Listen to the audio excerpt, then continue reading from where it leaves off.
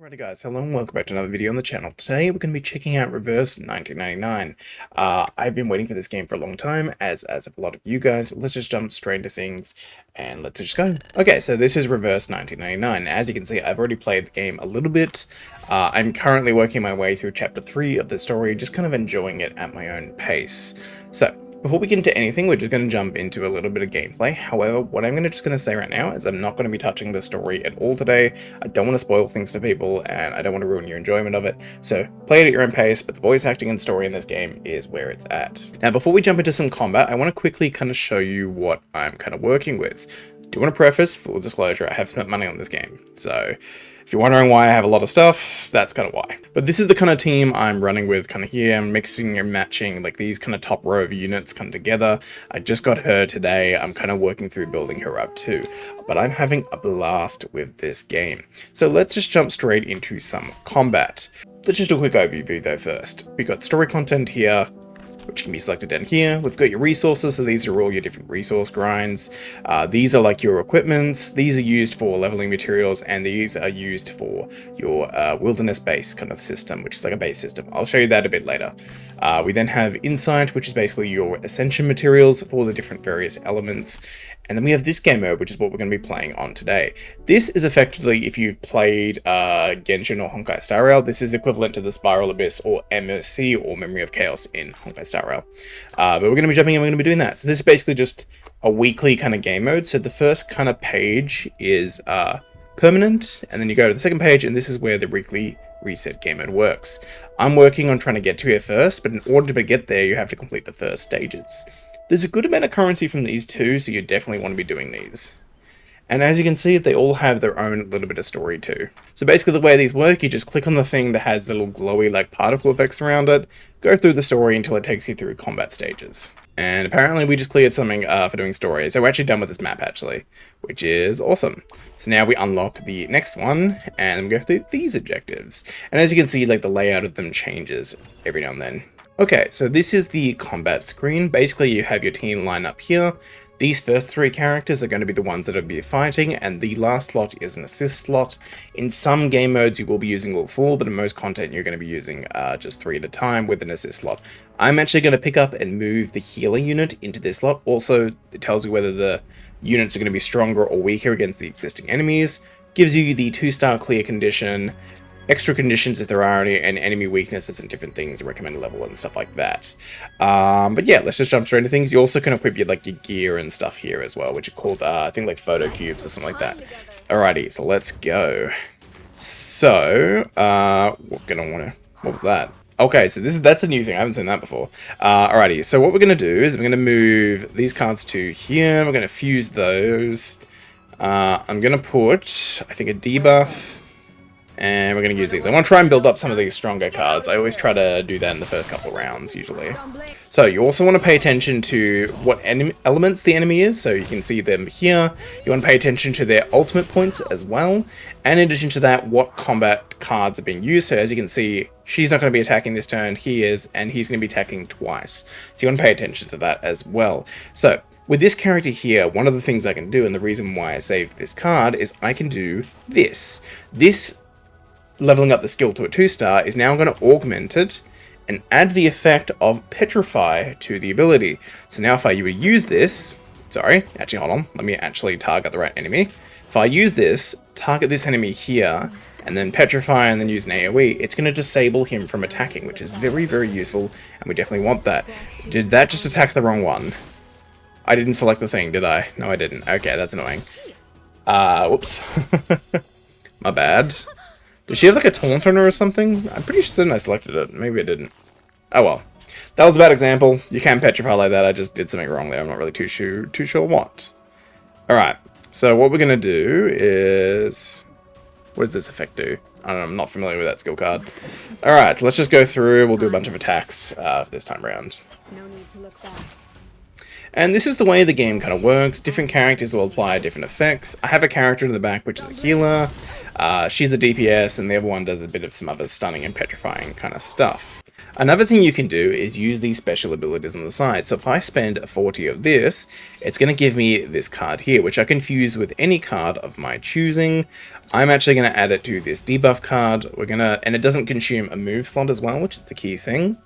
We're going to use the debuff, and then we're going to use stronger, and then ultimate, and hopefully this should do quite a bit of damage here. So I might be a little bit underleveled for doing this particular thing, potentially, or not geared up fully, so that's possible as well. Although, that being said, I think we're doing pretty fine. So we are going to debuff again, and then we're going to use AoE, and then single target, and hopefully this should kill her here. It should, because her damage, she's my most leveled up unit, so she does quite a bit of damage. Okay, that's one of them down, and we should be able to get the last two with these two ultimate skills, probably. Alright, I'm going to use debuff there, and I'm going to grab those two, so this should hopefully kill here. Alright, we're not going to kill this round because that didn't, unfortunately, kill one of them. Got him down to very low health, but that's fine. Alrighty, so just for example's sake, we are a bit low on health in this character, so I could use a health boosting attack, or a healing attack, sorry, I don't know what I'm talking about, and then just I'm going to pop those two. And yeah, that's kind of the way combat kind of worked in this game. I'm still kind of learning how the way a lot of things work, because I'm just, you know, kind of starting out with the game still. But I've been really enjoying the game so far. It's actually really, really good. It's super fun. And yeah, that's effectively what combat looks like. So, in addition to that, we have summoning down here, which there are currently a few different banners. Now, obviously, I don't have any currency to summon on at the moment, but if you come down here, you can see the details for the summoning. And basically, the way it works, 6 stars at 1.5%, 8.5% for a 5-star, 40% for a 4-star, and so on and so on. And the way this kind of works is, let me just find it. Soft pity is 60, and if you don't get a 6-star on your 60th pull, every single pull after that will increase by 1.5 to 4%, and then after when you hit 70 pulls, then you're guaranteed to get a 6-star, and it'll be the 50-50 roll. It's very similar to the way Genshin works, just the numbers are a little bit lower. And then the thing I like about this game is it puts the records both onto the same banner, and it gives you 10 of them at once, so you can very, very clearly see what you've kind of done now. As you can see, I've been doing a lot of pulls in the basic banner, mainly just because I don't really want this character, and I really want Regulus. I know that's probably very stupid to do, but I don't care. Yeah. So, in terms of character upgrading, you have a few different ways of doing things. So you have your level here, so you can use these two currencies that I was talking about before to effectively level up your character. In addition to that, you have Insight, which is essentially your Ascensions. You have your character materials here, and the good thing about this game, if you ever need to know where to get a material from, you can simply click on the material, and it's going to give you locations for where to get the things from. And as you can see, I've got 2 insights, so level 50, and then I can get 1 more insight after this one, and she'll be maxed out. I believe level cap in this is 60. The other thing you can do is you can view skills here, it'll give you all the information, but what you can also do is click on skills and see what they do at each different level. These do matter. Do not spam 1-star skills in combat, because the reason being is some of the upgraded skills actually do quite a bit more. Doesn't mean you can't use them, but generally say, yes, you do want to try and upgrade your skills when you can. The best example of this is this skill. As you can see, at level 1, it just does a bit of damage. At level 2, it turns into a debuff skill and applies Petrify for 1 round to the enemy. And if you can get it to level 3, it does more damage, but it also petrifies for 2 rounds, which is very, very big. So there's certain things like that where I would recommend very much reading over different character skills, and don't just assume that everything only just does damage or heals or whatever. Because, like, you really got to look at some of these things because they can change up the character and how you play them drastically. Like for another example, this one here, she gains the Confusion, which basically gives them critical resist at minus 25%. In conclusion, make sure you read your abilities. I know a lot of people do this anyways, but some people tend to not do sometimes. Then you also have side cube preferences. Basically just makes it so when you join combat, if the side cube has not already been using, it's just going to be put onto the unit. Then you have portray. This is your duplicate system. Now, in most cases, it's just usually damage increases. However, there are things that can be significant changes on certain characters, but in most cases, this is one of those games where if you want the duplicates, go for the duplicates. If you don't want them, don't get them. They're also not super necessary as well, so just keep this in mind. And then you have your resonance, which essentially is this like puzzle thing. You come in here, you basically just level it up. I'm actually going to grab some of these from the pawn shop. I cannot do it at the moment. Okay. But basically the way these work are these jigsaw puzzle pieces where you can put them in and put them out, and they are effectively, just give you stat increases, as you can see, and they can be quite significant, and there might be some optimizations we can make to these later. But yeah, in general, that's kind of how character building in this game works. Let's take a look at the cash shop now.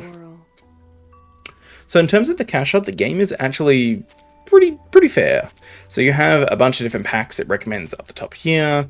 You've got your monthly pass, your different various things in the game, and there'll be a bunch more packs here. As you can see, I've bought pretty much most of them. But the cool thing I like about the monthly pass in this game is they also give you stamina refreshes every single day. So if you're going to spend on something, I'd recommend this strongly. And then you have the pawn shop, but these are like your duplicate cards, all that kind of stuff, and you'll be able to pick up things, you know, stuff from there.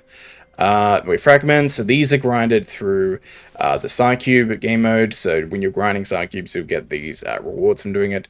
The wilderness shop, which I'm going to come back to later on, well, just explaining the wilderness system, and then, you know, your standard top-up currency.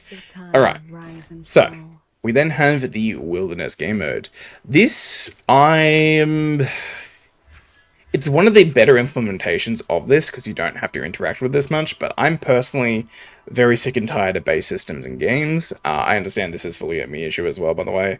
I know some people really like them, but I've just played too many games where it's the bases are just kind of, it's just not my thing. It's not my thing, but that being said, I know a lot of people do enjoy them, and it's an alright base system. So if you like bases, you're going to probably enjoy this. So basically, you can place your favorite characters in there. You can also edit the wilderness with different island blocks and different building pieces that you'll get. So as you can see, I need to do a few more if I want to unlock these things, but you just click on them, and you can just place them down and customize your island. So I can make like a little bit of a flower field kind of over here if I want to. In addition to that, you also have buildings. Buildings will do different various things. And yeah, that's just kind of the general gist of that system. You also have your different various resource generations, which you can queue different things.